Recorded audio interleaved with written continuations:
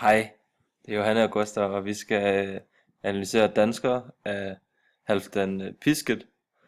Og vi starter med at kigge på bevægelsen af hovedpersonen. Øhm, eller hovedpersonen står imellem det danske og det tyrkiske kultur, og han bevæger sig simpelthen derimellem. Han har derfor en hybrididentitet, da han både kan identificere sig med dansk og tyrkisk kultur.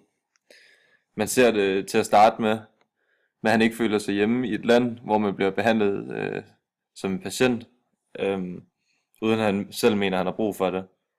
Men han tager også afstand til Tyrkiet, og det ser man for eksempel i taxaen.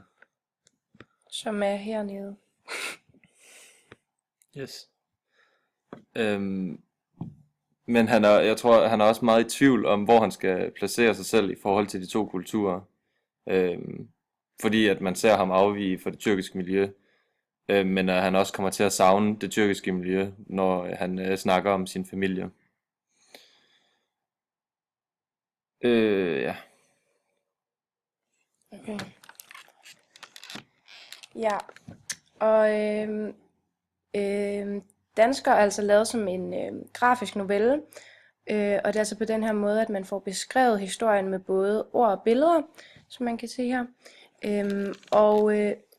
Det giver altså en bedre forståelse for, hvad afsenderen prøver at formidle.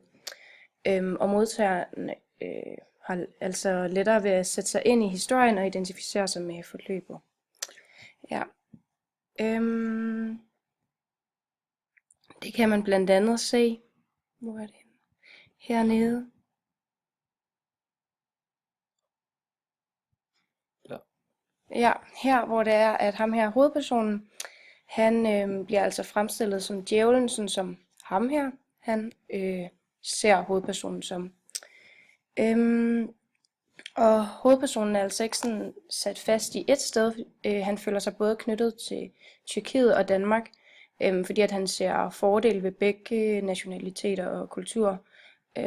Og han har altså derfor svært ved at finde sin plads i samfundet, som man blandt andet kan se, da han snakker med taxachaufføren, og da han sådan kritiserer det danske velfærdssystem.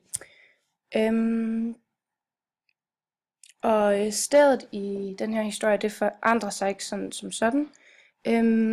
Men som læser, så får man indtrykket af i starten af teksten, at hovedpersonen han bedre kan lide Tyrkiet, da han starter ud med at kritisere det danske velfærdssystem.